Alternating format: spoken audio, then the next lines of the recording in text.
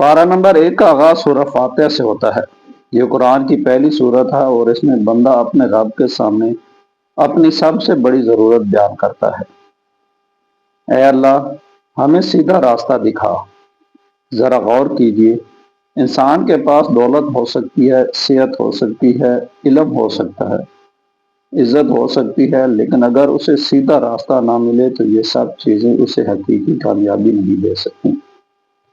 اس لیے ایک مسلمان بار بار اللہ سے سب سے بڑی نعمت مانگتا ہے، ہدایت۔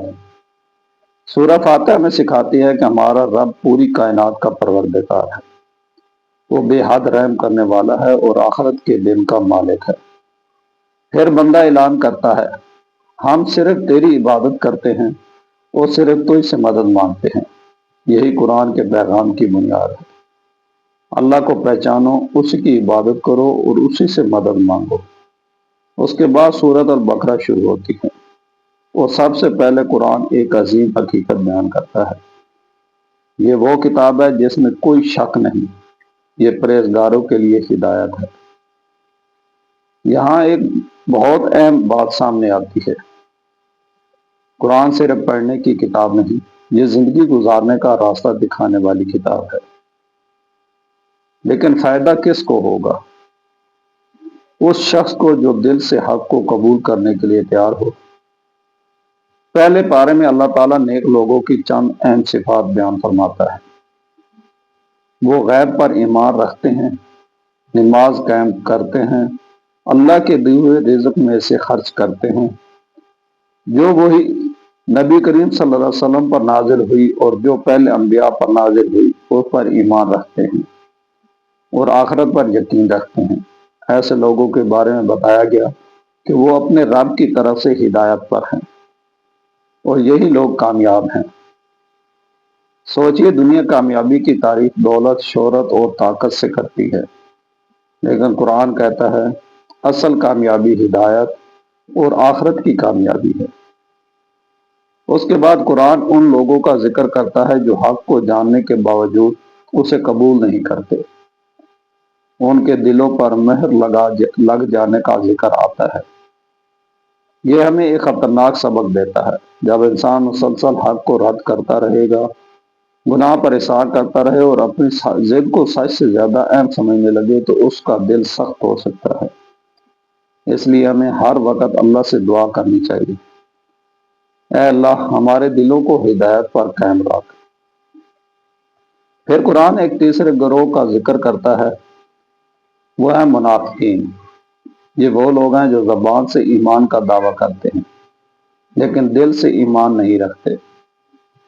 قرآن ان کی کیفیت کو انتہائی خطرناک قرار دیتا ہے۔ یہ ہمیں اپنے اندر جھانکنے کا سبق دیتا ہے۔ کیا ہماری زبان اور ہمارا دل ایک جیسے ہیں؟ کیا ہم لوگوں کے سامنے کچھ اور تنہائی میں کچھ اور ہوتے ہیں؟ کیا ہم اللہ کے سامنے سچے ہیں؟ قرآن ہمیں دوسروں کے عیب تلاش کرنے سے پہلے اپنے دل کا جائزہ لینے کی دعوت دیتا ہے۔ اس کے بعد قرآن حضرت آدم علیہ السلام کا واقعہ بیان کرتا ہے۔ اللہ تعالیٰ نے فرشتوں سے فرمایا کہ وہ زمین میں ایک خلیفہ بنانے والا ہے۔ حضرت آدم علیہ السلام کی تخلیق ہوئی، پھر اللہ تعالیٰ نے آدم علیہ السلام کو علم عطا فرمایا۔ یہاں انسان کی ایک بڑی خصوصیت سامنے آتی ہے، علم۔ انسان کو صرف طاقت نہیں دی گئی بلکہ اسے سیکھنے، سمجھنے اور حق کو پہچاننے کی صلاحیت دی گئی۔ پھر وہ واقعہ آتا ہے جس نے انسان اور شیطان کی دشمنی کو واضح قرار دیا۔ اللہ تعالیٰ نے فرشتوں کو آدم علیہ السلام کے سامنے سجدہ کرنے کا حکم دیا۔ سب نے حکم مانا لیکن ابلیس نے انکار کیا۔ اس کے اندر تکبر پیدا ہوا، اس نے اپنے آپ کو برتر سمجھا۔ یہاں قرآن ہمیں ایک انتہائی خطرناک بیماری سے خبردار کرتا ہے، تکبر۔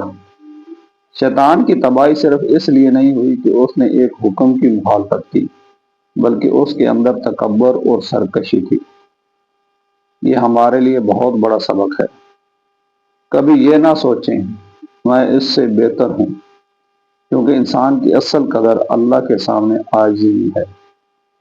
پھر حضرت آدم علیہ السلام اور ان کی زوجہ جنت میں تھی۔ شیطان نے انہیں بہکایا، انہوں نے لغزش کے بعد اپنے رب کی طرف رجوع کیا۔ یہاں قرآن ہمیں امید کا دروازہ دکھاتا ہے۔ غلطی ہو جائے تو واپس اللہ کی طرف آ جاؤ، یہی مومن کی شان ہے۔ گناہ کے بعد ضد نہیں بلکہ توبہ۔ پارہ نمبر 1 میں بنی اسرائیل کے واقعات تفصیل سے بیان ہونا شروع ہوتے ہیں۔ سوال یہ ہے، آخر قرآن ہمیں ان کی تاریخ کیوں بتاتا ہے؟ تاکہ ہم صرف ان کی تاریخ نہ پڑھیں بلکہ اپنا کردار دیکھیں۔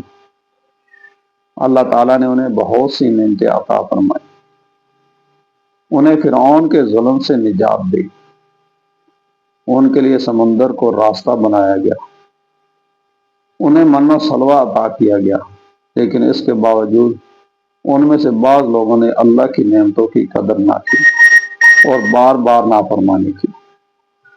یہاں قرآن ہمیں ایک بڑا اصول سکھاتا ہے، نعمت صرف ملنے کا نام نہیں، نعمت کی قدر کرنا بھی ضروری ہے۔ پارہ نمبر 1 میں بنی اسرائیل کے بچھڑے کی عبادت کا واقعہ بھی آتا ہے۔ حضرت موسیٰ علیہ السلام جب اللہ تعالیٰ کے حکم سے اپنی قوم سے دور گئے تو ان میں سے بعض لوگ آزمائش میں پڑ گئے، انہوں نے ایک بچھڑے کو معبود بنا لیا۔ یہ واقعہ ہمیں بتاتا ہے کہ انسان اگر صحیح علم، مضبوط ایمان اور اللہ کی اطاعت سے دور ہو جائے تو بڑی سے بڑی گمراہی میں مبتلا ہو سکتا ہے۔ بنی اسرائیل کے واقعات میں ایک اور اہم سبق بار بار سامنے آتا ہے، اللہ سے کیے ہوئے عہد کو پورا کرنا۔ قرآن ہمیں یاد دلاتا ہے کہ اللہ کے احکام صرف سننے کے لیے نہیں ہوتے، ان پر عمل کرنا ضروری ہے۔ آج ہمیں بھی خود سے سوال کرنا چاہیے، ہم قرآن پڑھتے تو ہیں لیکن کیا اس پر عمل بھی کرتے ہیں؟ ہم نماز کے بارے میں سنتے ہیں لیکن کیا نماز قائم کرتے ہیں؟ ہم صدقے کی فضیلت جانتے ہیں لیکن کیا ضرورت مندوں کا خیال رکھتے ہیں؟ ہم سچائی کی اہمیت جانتے ہیں لیکن کیا ہماری زندگی میں سچائی ہے؟ پارہ نمبر 1 میں ایک انتہائی مؤثر مثال آتی ہے کہ مسلسل نافرمانی کے نتیجے میں دل سخت ہو سکتے ہیں۔ یہ ہمارے لیے بہت بڑا انتباہ ہے۔ دل بھی ایک زمین کی طرح ہے، اگر اس میں ایمان، ذکر، توبہ اور قرآن کی بارش ہوتی رہے تو دل زندہ رہتا ہے، لیکن اگر گناہ پر گناہ، تکبر، حسد اور دنیا کی محبت غالب آ جائے تو دل سخت ہو سکتا ہے۔ اس لیے رسول اللہ صلی اللہ علیہ وسلم کی تعلیمات میں دل کی اصلاح کو بہت اہمیت حاصل ہے۔ پارہ نمبر 1 کے آخری حصے میں قبلہ کی تبدیلی کا اہم واقعہ بھی آتا ہے۔ مسلمانوں کا رخ بیت المقدس کی طرف تھا، پھر اللہ تعالیٰ نے حکم دیا کہ رخ مسجد حرام کی طرف کر دیا جائے۔ یہ واقعہ ہمیں سکھاتا ہے، اللہ کے حکم کے سامنے اپنی خواہش کو چھوڑ دینا ہی حقیقی اطاعت ہے۔ مومن کا مقام یہ ہے کہ جب اسے اللہ کا حکم معلوم ہو جائے تو وہ کہے، ہم نے سنا اور مان لیا۔ پارہ نمبر 1 ہمیں یہ بھی بتاتا ہے کہ نیکی صرف ظاہری سمجھ یا ظاہری رسم کا نام نہیں، حقیقی نیکی ایمان، اللہ کی محبت، آخرت پر یقین، رشتہ داروں، یتیموں، مسکینوں اور ضرورت مندوں کی مدد، نماز، زکوٰۃ، وعدے پورے کرنے اور مشکل حالات میں صبر کرنے سے ظاہر ہوتی ہے۔ یعنی اسلام صرف زبان کا دعویٰ نہیں بلکہ کردار کا نام بھی ہے۔ اگر ہم پورے پہلے پارے کو چند جملوں میں سمیٹے تو ہمیں کئی عظیم پیغامات ملتے ہیں۔ ہدایت سب سے بڑی نعمت ہے، اللہ ہی حقیقی معبود ہے۔